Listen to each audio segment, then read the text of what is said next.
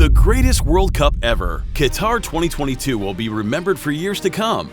From Morocco's iconic underdog story to the German team's crisis, we'll explore the reasons that made this World Cup unlike any other. At the end of this video, we'll uncover the legendary final between France and Argentina, the most dramatic match in football history. First and foremost, the choice of Qatar as a host country of the World Cup was a groundbreaking decision that brought much controversy to the tournament. It is a country that follows strict Muslim laws and was heavily criticized for its human rights record in the build-up and throughout the competition. In Qatar, women are heavily restricted in what they are allowed to do, and there are many laws that contradict strongly with the Western world. There were also concerns over the treatment of workers that were building the stadiums used in the tournament. However, the Middle Eastern nation became the first Arab country to host a World Cup, making a significant step towards diversifying the tournament's locations. One of the most noteworthy features of the 2022 World Cup was the decision to host the tournament in November and December, a departure from the usual June and July schedule.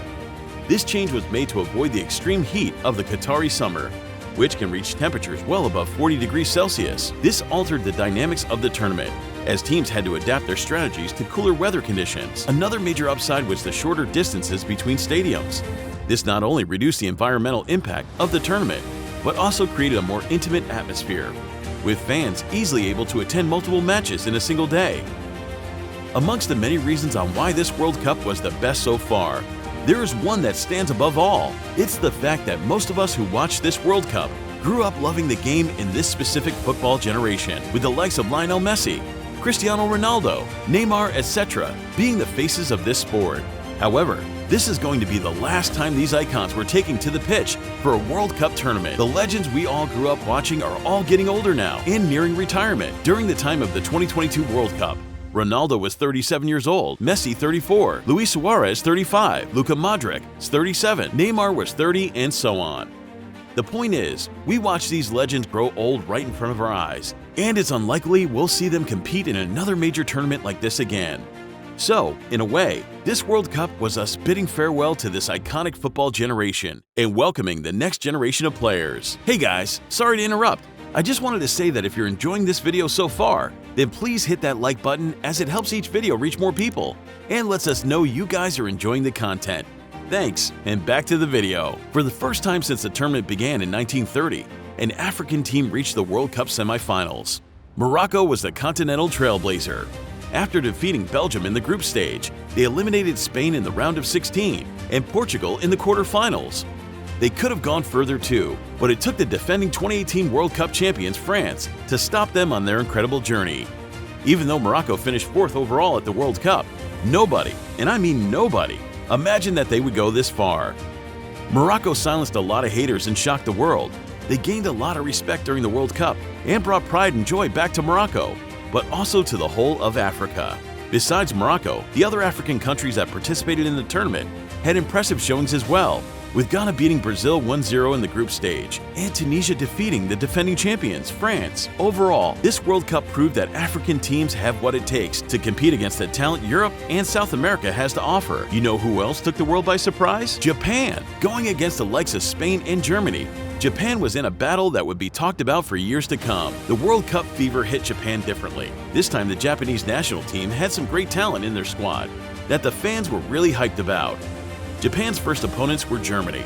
It was a tough battle, but Japan was able to nail the game with an amazing 2-1 win against the 2014 champions, who shockingly failed to get past the group stage of the tournament.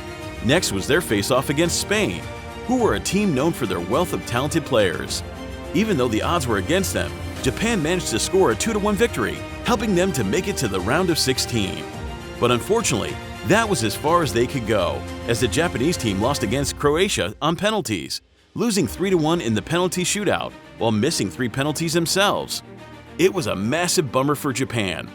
But in the grand scheme of things, Japan went on to such lengths that earned them love and respect from fans around the world, making it arguably Japan's best World Cup ever. Another team that shocked fans and pundits alike, the rich Middle East country Saudi Arabia, had one of the most memorable games in football history. Let me tell you why. Saudi Arabia was set to face off against Lionel Messi's Argentina. Yup, Lionel Messi, the most intimidating opponent to go up against. By the time halftime came around, Argentina could have been winning the game by 3 or 4-0, as they were completely dominating the game. All seemed lost for Saudi Arabia. However, during halftime, Saudi Arabia's head coach at the World Cup, Hervé Renard, gave an epic halftime talk that sparked a fire into the hearts of the players. He told the players to stop focusing on Messi and start attacking Argentina in the second half with everything they've got. The players ran to the battlefield like Spartan soldiers, scoring 2 goals and winning the match, shocking the whole world in the process. The fan celebrations were on another level. Sure, they lost 2-0 to Poland and then lost to Mexico by 2-1, which ended up in them being at the bottom of their group. But their victory against Argentina was something incredible and one of the biggest highlights of this tournament. In a nutshell, many underdogs like Morocco, Cameroon, Tunisia, Japan, Saudi Arabia, as well as teams like South Korea, Australia, and Iran, were able to prove that they were as much of a deserving candidate as the major European teams, showcasing why this World Cup was the greatest ever. But the reason it will forever be engraved in our hearts for years to come, the majestic performances of the GOAT himself, Lionel Messi. Winner of multiple La Liga titles, Copa del Rey's, UEFA Super Cups, Champions Leagues, Ballon d'Ors, and so many more. He has achieved pretty much everything at club level and the international level. But there was one thing missing: the World Cup. 8 years before, him and Argentina had the chance to bring the trophy home at the 2014 World Cup in Brazil. But Germany won the final match and the iconic Golden Trophy at that time. It was sad to see Messi being so close to the trophy, yet failing to take it with him. In the post-game celebrations, you could clearly see how devastated he was.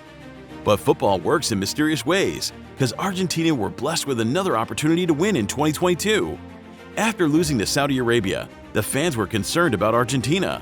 But Messi reassured the fans, and man, he delivered. Argentina ended up winning 2-1 against Australia, and Messi got his first ever World Cup knockout round goal. Then they won against the Netherlands in a 4-3 penalty shootout. After that was their match against Croatia, where Messi's masterclass performance would carry Argentina to the finals, against none other than France and their top-tier squad including global superstar Kylian Mbappe. This game could have gone either way. Both sides were giants in their own respective rights, and both countries had immense quality in their squad.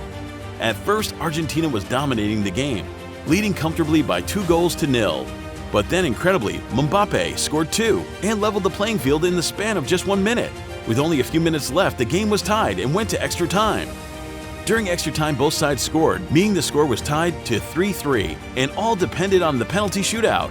Due to a stellar performance by the team and their superb goalkeeper, Argentina were the ones to win the World Cup in spectacular fashion, sending the whole of Argentina into a state of pure and utter joy and bringing closure to Messi's extraordinary career, cementing him for many as the GOAT of football. Do you agree? Who do you think is the GOAT? Check out this video where we analyze the iconic Ronaldo versus Messi debate and find out who the greatest footballer of all time really is.